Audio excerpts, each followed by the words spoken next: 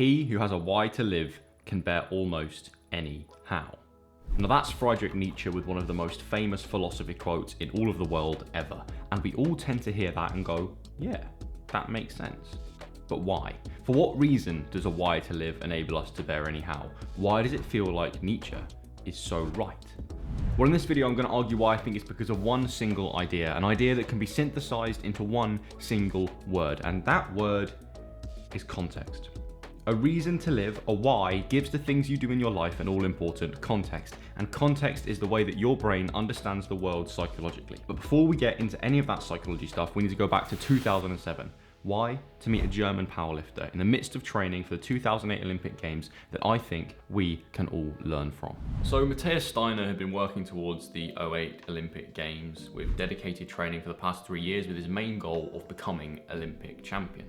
But one day, about a year off from his final competition, something happened that drastically changed the trajectory of his whole life. And that was that one day his wife passed away in a fatal car accident with no warning. One day she was there, the next day she was gone, and he wasn't given a chance to say how much he loved her or to say goodbye. Now obviously this took an extremely emotional toll on Steiner, but for some reason, in some way, he managed to continue training and he managed to continue working towards the Olympic Games in 2008. But the important thing I want you to recognize is that through that event, through his wife's passing, the whole context of the situation had changed. Steiner was no longer just training for his own personal ambitions. He was training to honor his wife and to do her justice by becoming world champion. And when you see the clip of his final lift in 2008, where he did something he never believed he could do, you could see the raw emotion in his eyes and everything that had led up to that moment. And I tell you what, it gives me an unbelievable degree of goosebumps when I see the clip of him holding up his gold medal when he'd won that event and the picture of his wife. Now I told you that story to emphasize the point that a strong why creates a completely different context to a situation.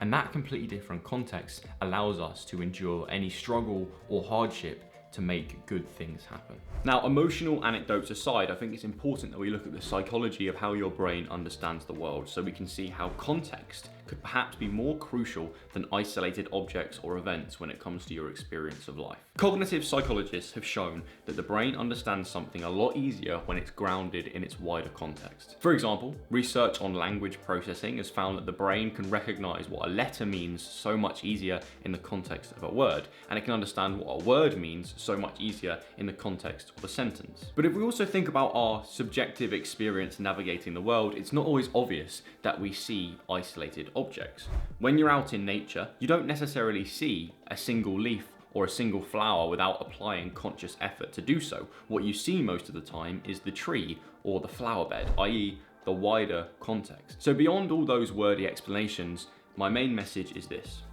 getting good things in life requires you to do hard things. The hard things are the how described in Nietzsche's quote. But doing hard things in isolation doesn't seem worth it and is incredibly difficult to do. Whereas when you apply a wider context of why you're doing those hard things, i.e. the why in Nietzsche's quote, it makes the hard things, the how, seem so much more endurable. So the lesson here is that you need a meaningful context to ground your life within so you have a sufficient why to bear the difficult hows and make good things happen. Matthias Steiner's context for his difficult training was to become Olympic champion in his wife's honor. And my context, which I try and remind myself of every single day, is that I have the opportunity to be the best athlete, the best bro philosopher, the best person that I can possibly be. And by doing that, I have a positive, inspirational mark on the world. And it is that why, it is envisioning my future family and the positive impact that I can have on the world that makes me believe deep to my core that I can bear anyhow. I can bear any difficulty, any battle, any hardship, any struggle, and I can make good things happen. Chris Williamson said this quote that absolutely slapped me in the face when I first heard it, and it just lives rent-free in my head. And he said, "If you give a man a purpose and the ability to achieve it, he will crawl over broken glass with a smile." So what is the purpose behind what you do every day? What is the context behind your actions? And if the answer to that question is, I don't know, like it was for me like 2 years ago, then I will leave you with 3 powerful introspective questions that that you can use to try and find some answers. I always remember Jordan Peterson explaining that there isn't much difference between writing and thinking. So we're going to get an actual pen and an actual piece of paper, and we're going to write down these questions by hand. Question 1. If your life could realistically be how you wanted it to be in 5 to 10 years, what would that look like? And perhaps more importantly, what would it feel like? What would you want to be doing every day? Where would you want to be in the world? What kind of characteristics would you want to develop as an individual? And what would your relationships look like? Question 2. If you became that person, how would the people around you and the wider world benefit? And this goes from your closest friends and relatives to your future children and future bloodline to all the strangers and acquaintances that you interact with within the everyday. Because you're just one little organism in an infinite universe with your own dreams and desires destined to eventually die. But what really lives on is the way that you affect other people. Happiness is really only real when it's shared. And finally, question 3. With this being the case, if this life and this impact is possible for you, is it worth bearing the how to get there, as difficult as it may be? And it's my opinion that if you've answered the first 2 questions appropriately, then the answer to question 3 is obvious. It's yes. And that is why Nietzsche said, "He who has a why to live can bear almost any how."